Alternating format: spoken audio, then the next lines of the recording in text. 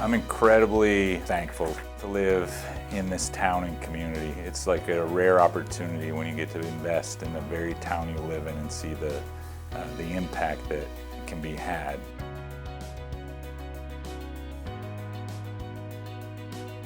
It goes without saying that the staff we have here at this time, at this moment, is just incredible.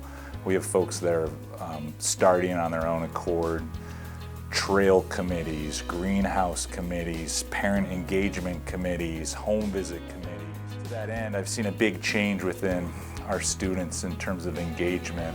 In the last 3 years, our behaviors have gone down while our scores have gone up. It's been through the help of local organizations such as Freudenberg.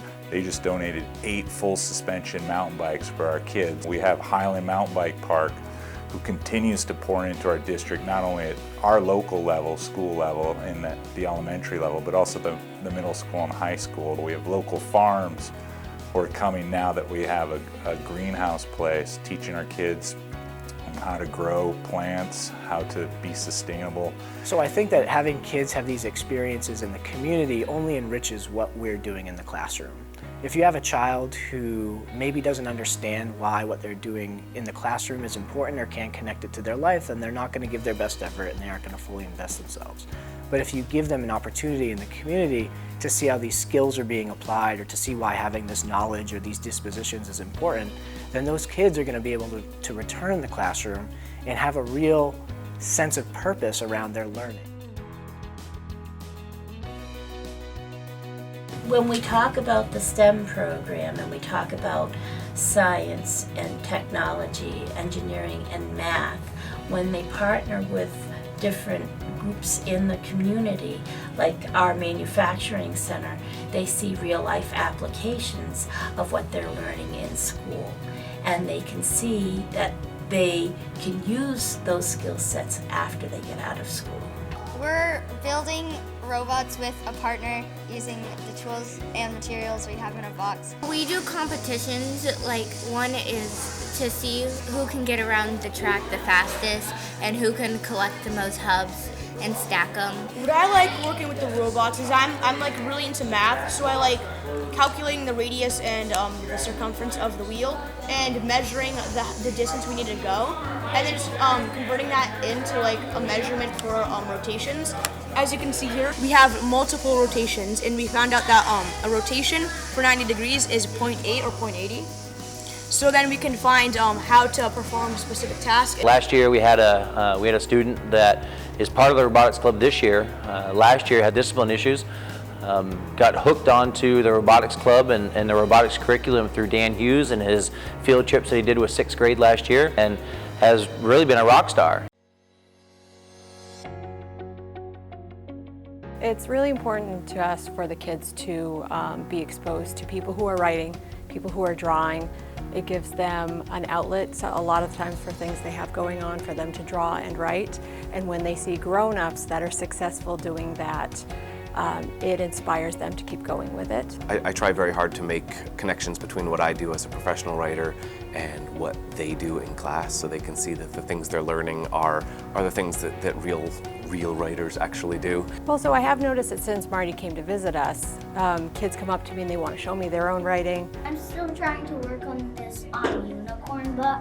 Students that I didn't realize were writers at home that have collections of their own books that they've written are telling me about their bookshelves and how many books they wrote in 2nd grade, and that they're continuing on. They're even writing sequels. What I hope they get is that writing can be something really fun to do, and that it's something they can actually do for a living. I like illustrating books, making books, and drawing pictures because it's fun. There's a lot of students that struggle maybe academically with certain subjects, but are really proficient in the arts, and that's a very valid way to express yourself and to tell stories. Kids need as many visions of what successful adult life looks like, and that's where the community comes in. Being able to engage in the community gives them all these different lenses, all these different pictures of what a good life could be, of what success looks like. So the more we can expose kids to that, I think the better off our students will be.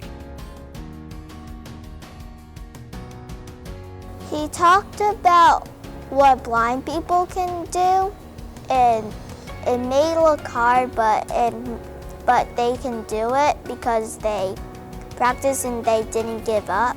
You guys know what it's like to be frustrated. Well, I get frustrated sometimes too, but frustration leads to failure. I always say convert to curiosity, because when you're curious, you get to solution. Don't be frustrated. Randy really kind of opened our eyes to the possibility that there are so many things that we don't know that we're even able to do, and we're not forced to do them till life hands us something that we just can't handle. And then we have to learn how to persevere through that and handle it. If you put your mind to it, you can do it. Blindness was like a goal for me. When I looked at blindness as a bad thing, well, then it was a bad thing and I didn't like it. When I looked at blindness like a goal, blindness became a goal. I had to become better. I had to learn how to use a cane. I had to learn how to cook without my eyes. I had to learn how to use a computer. I had to learn how to use a guide dog. When I looked at it as a goal, that's when I started getting all kinds of positives. What was surprising was a blind person learned how to fly an airplane. Randy Pierce came and did a presentation here at Union Sanborn School. A few weeks later, my students and I were reading a story about service dogs. It opened up a great conversation, one of those stop the lesson and talk about it moments. I have a student in the group with a disability, and she raised her hand very openly on her own and said, I also have a disability. She talked about the disability. The students in the group were able to ask questions, and they themselves referred back to the Randy Pierce presentation and how it connected. I believe you can do all the things you want in this world if you're willing to believe in yourself, if you're willing to problem solve, you're willing to persevere, because it's going to be hard sometimes, right? Those are important things. You got to work through it. I want to learn how to swing from bar to bar, because I can only do the first and second bar, and then when I try to reach to the third bar, I just fall off. Kids, if they're going to be successful, they have to have a reason or a way to plug in. They have to have a way of belonging, of feeling needed by or part of something. And we put them out with myself and the rest of our coaching staff here. Basically show them the ropes. Some of these kids come with absolutely no experience and are a little bit hesitant or a little bit nervous, albeit clearly excited. And others are, pretty passionate to begin with. And pretty quickly, you see that group sort of come together and just, high fives and smiles, and we're treading the whole mountain. Well, the benefits for the students to be out here riding bikes, of course, it's a healthy sport.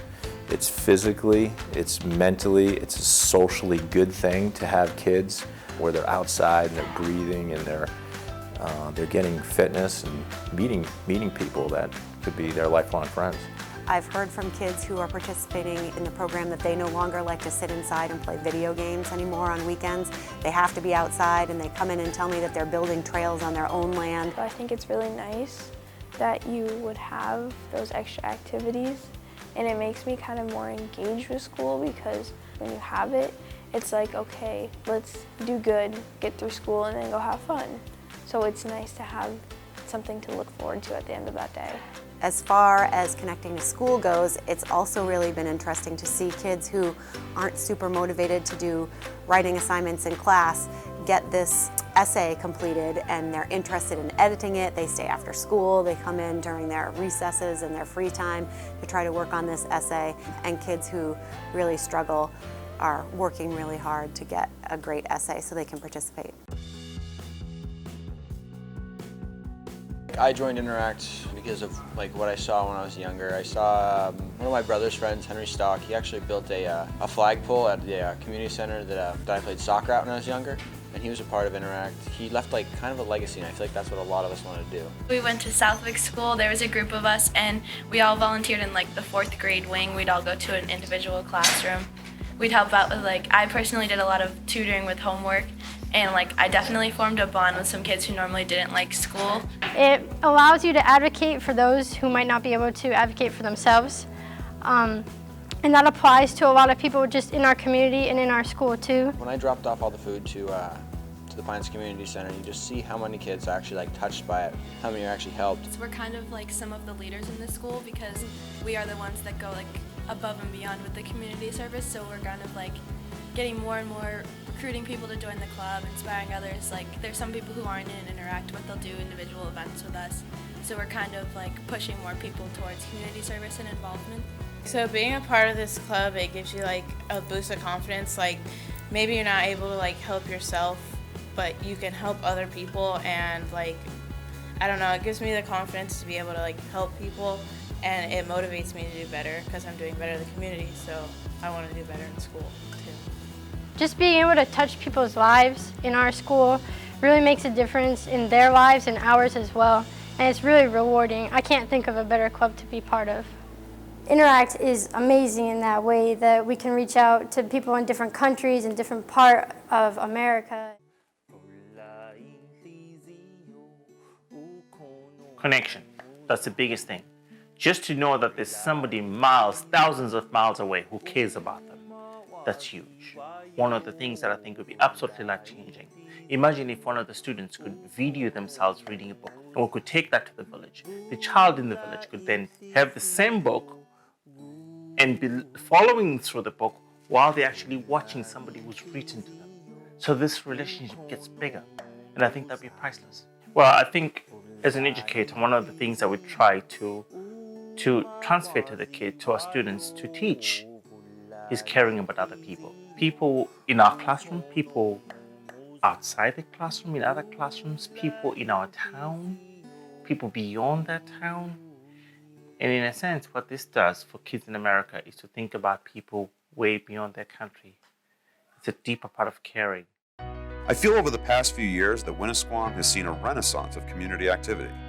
From artists, authors, engineers, and entrepreneurs to students, parents, teachers, alum, and more, our community has decided to come together and invest time, money, resources, and heart in our children, and through them, our whole community. In the year ahead, we hope to continue this renaissance, build new relationships, engage even more hearts and minds, and through our efforts, engage our whole community for brighter futures.